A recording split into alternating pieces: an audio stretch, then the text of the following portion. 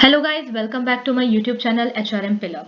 This is Mahima here. So today I'm going to discuss a very important topic of UGC NET Labor Welfare Exam, that is code 55 और topic है collective bargaining.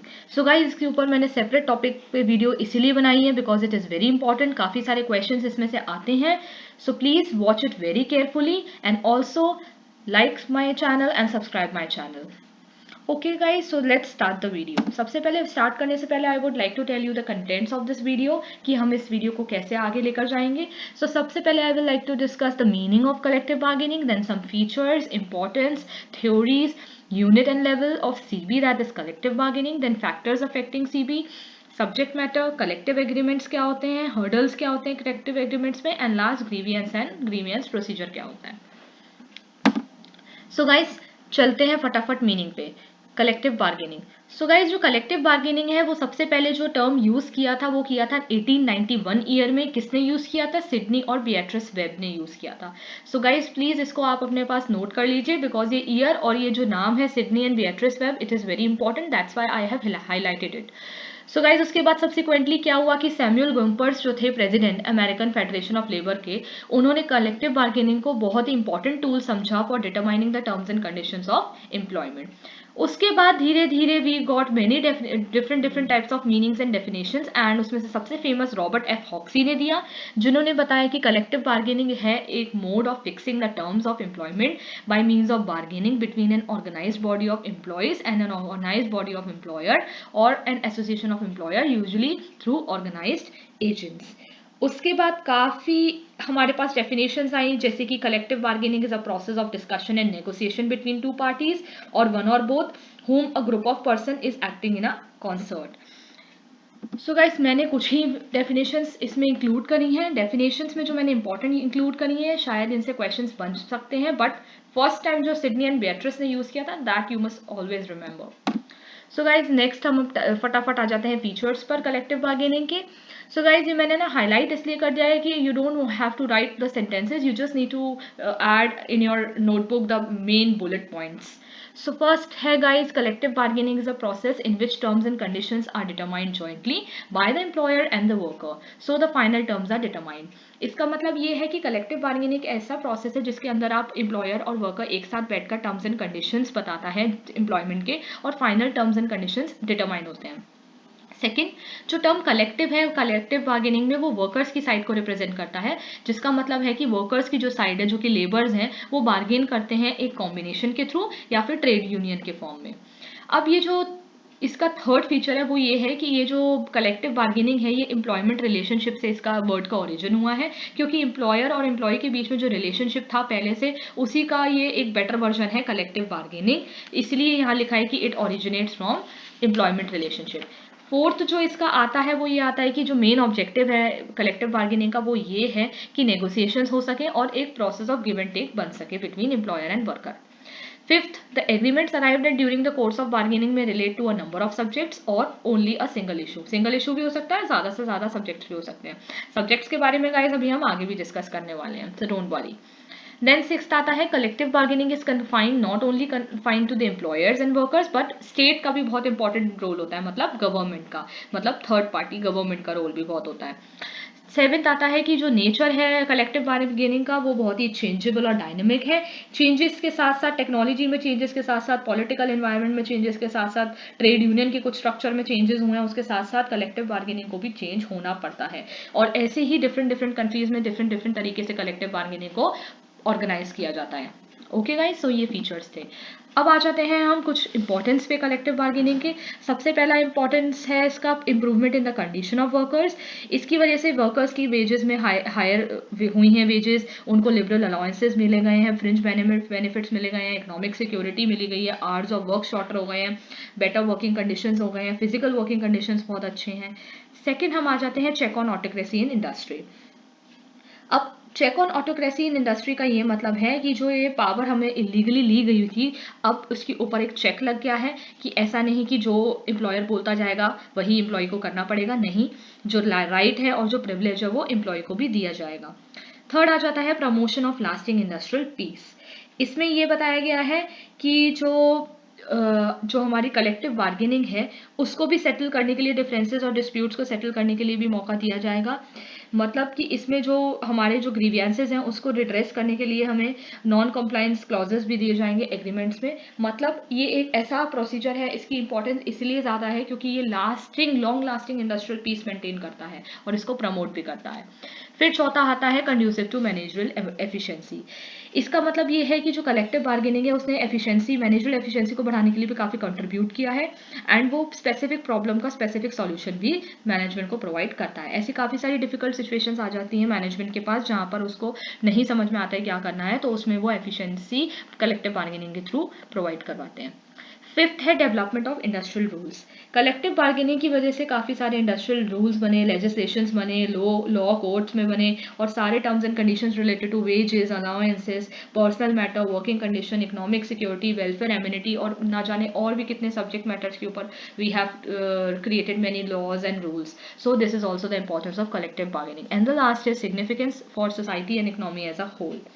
इसका ये मतलब होता है कि ये जो है कलेक्टिव बार्गेनिंग उसे एक प्रोसेस ऑफ सोशल चेंज कहा जाता है, क्योंकि collective agreements on a broader economic issues भी देखते हैं, जैसे कि सोशल सिक्योरिटी देखना, रिजर्वेशन देखना जॉब्स में, प्रॉब्लम्स ऑफ पर्टिकुलर इंडस्ट्री देखना, टेक्नोलॉजिकल चेंजेस से वर्कर को क्या इफेक्ट हो रहा है, वर्कर की education, maintenance, industrial peace, environment, बहुत कुछ। तो ओवरऑल इसका सिग्निफिकेंस जो है वो सोसाइटी और इकोनॉमी एज अ होल पर भी कलेक्टिव बार्गेनिंग का पड़ता है। तो गाइज ये था इंपॉर्टेंस। ध्यान से इसको, अगर आपने वीडियो को पढ़ा होगा तो आप इसके नोट्स भी बहुत आसानी से बना सकते हैं। अब आ जाते हैं theories of collective bargaining.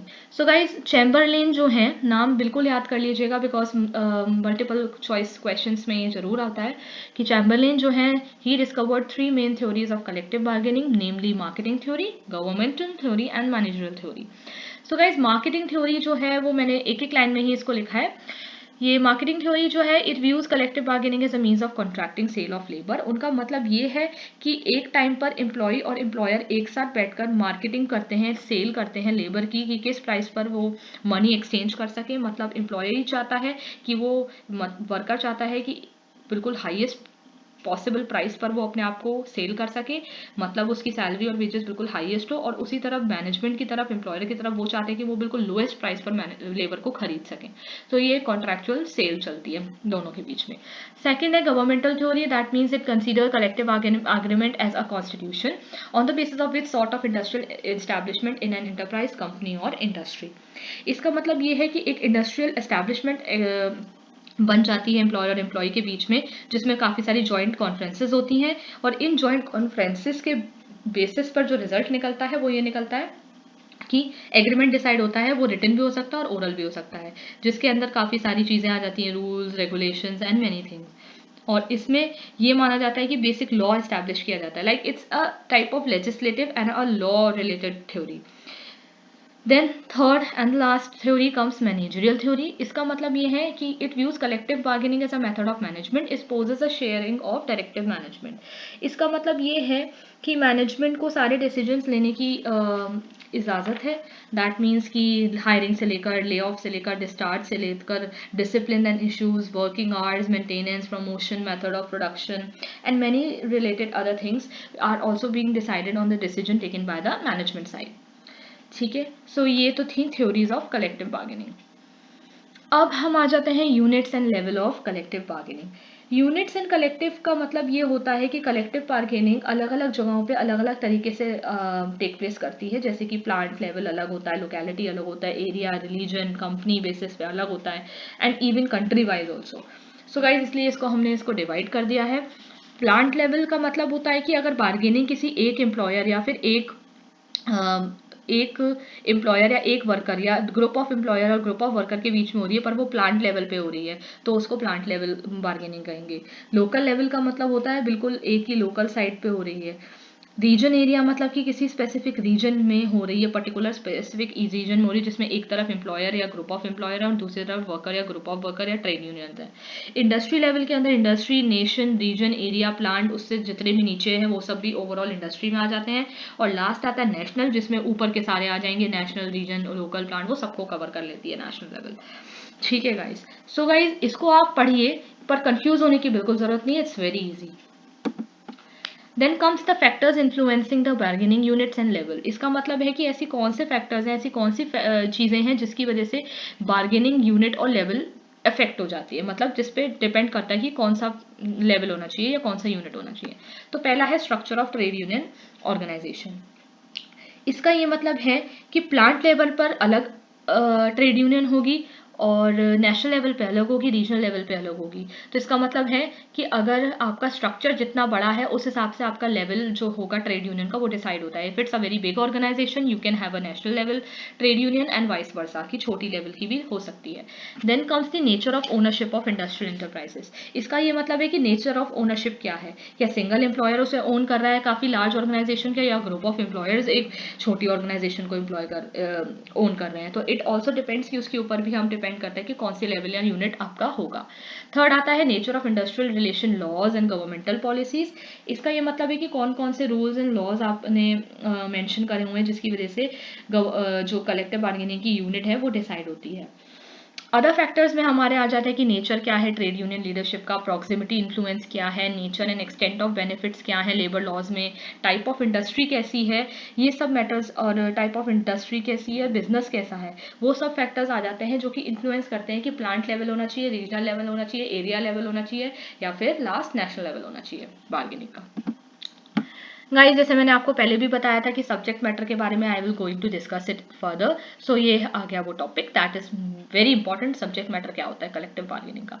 Initial period में सब्जेक्ट मैटर बस वेजेस और गेन्स था, मॉनेटरी गेन्स, बट अब it has included various things like wages, allowances, hard hours of work, working conditions, fringe benefits, welfare amenities, job security, economic security, promotion होना, training होना, leave, travel, dismissal, lay off, discharge, retrenchment and many more। अभी तो मैंने काफ़ी कम include करे हैं guys, it includes a very long lasting line जो कि मैं इसमें include कर भी नहीं सकती थी, but I have included the main thing, so guys you can note this out। और आपको इसमें अगर आपको अपने नोटबुक में और भी ऐड करने हो तो आप वो भी ऐड कर सकते हैं, बट मोटा मोटा जो पॉइंट्स था आई हैव इंक्लूडेड दैट, सो इतना आप अगर करेंगे cover that's fine.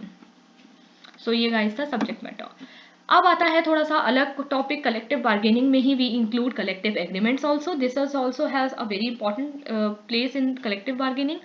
Majority of collective agreements in the country are contracted at plant level, but recent years में क्या होने लगा है कि वो इंडस्ट्री लेवल, रीजन लेवल और कॉर्पोरेट लेवल्स पे भी होने लग गई है। बट महाराष्ट्र एंड गुजरात में अभी भी गवर्नमेंट जो है वो स्टेट लॉज ही करती हैं। इसको आप बिल्कुल हाईलाइट करके अपने नोट में भी नोट कर लीजिए कि महाराष्ट्र और गुजरात ऐसे स्टेट्स हैं जहाँ पे कलेक्टिव एग्रीमेंट्स अभी भी स्टेट लॉज ही करती हैं गवर्न।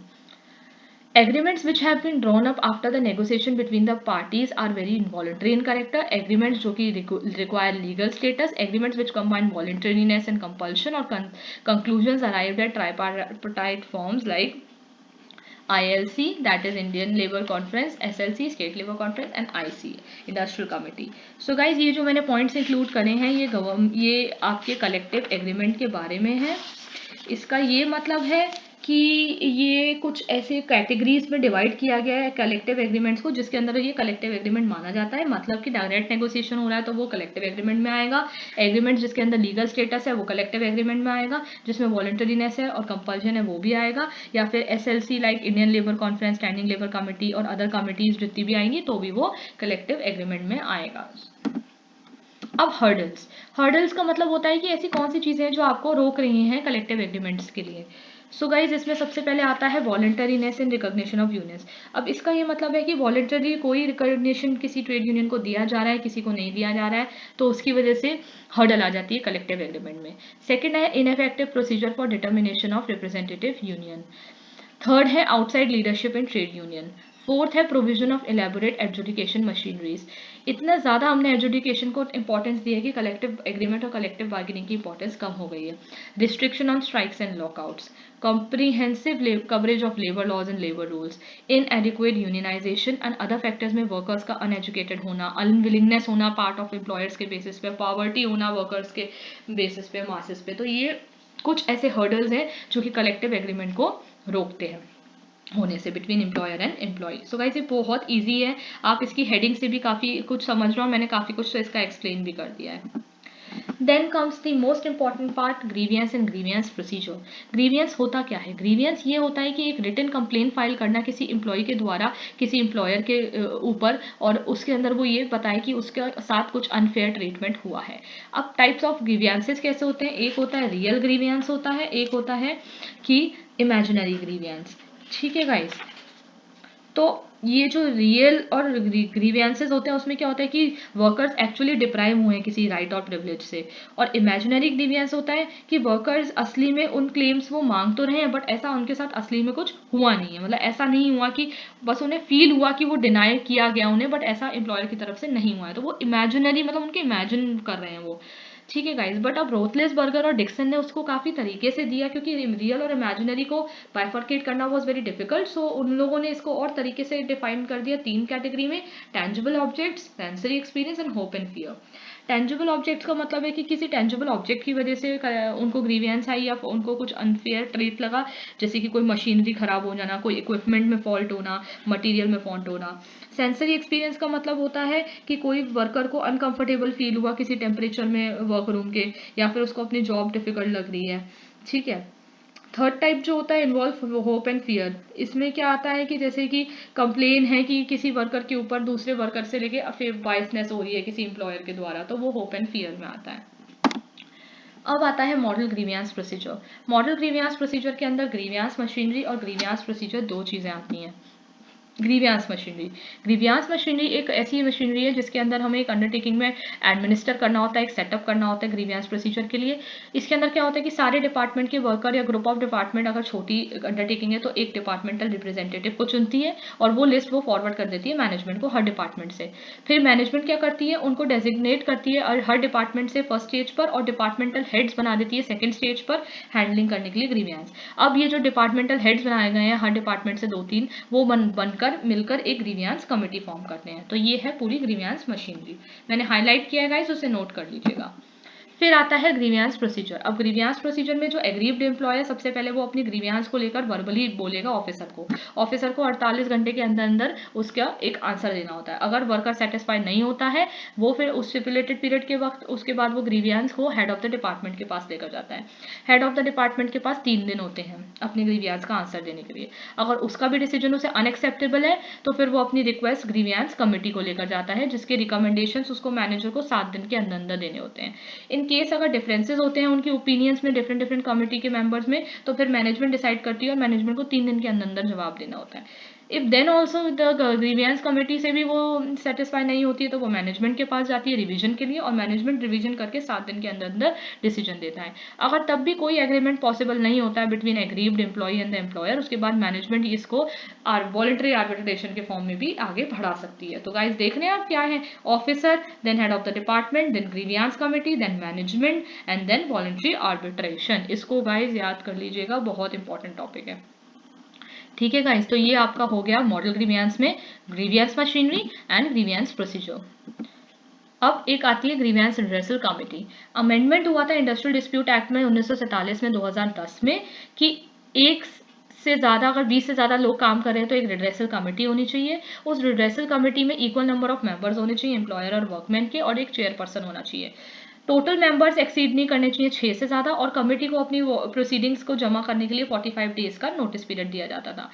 वर्कमैन जो कि एग्रीव हुआ है, अगर उसे ग्रीवियंस रिड्रेसल कमेटी का भी आंसर पसंद नहीं आया तो वो अपने अब प्रेफर कर सकता है, अपने डायरेक्ट अपील कर सकता है एम्प्लॉयर से कि वो जाके उस डिसीजन को डिस्पोज ऑफ कर सकता है within 1 month from the date of appeal. ठीक है गाइस, तो ये ग्रीवियंस रिड्रेसल कमेटी है, कब फॉर्म हुई थी? 2010 में। So guys thank you so much for watching my video. I hope you like my video. मैं इस तरीके के टॉपिक्स और लेकर आऊँगी और काफ़ी कुछ बनाऊँगी वीडियोस लेबर लॉ से रिलेटेड और काफ़ी सारे टर्म्स को रिलेटेड। जैसे मैं अभी स्पेसिफिकली कलेक्टिव बार्गेनिंग को लेकर आई वीडियो, अब मैं और भी बहुत ज़्यादा वीडियोज़ लेकर आऊँगी। Thank you so much guys for watching it. Till then, please share my channel, subscribe my channel. This is Mahima signing off from the video. Goodbye.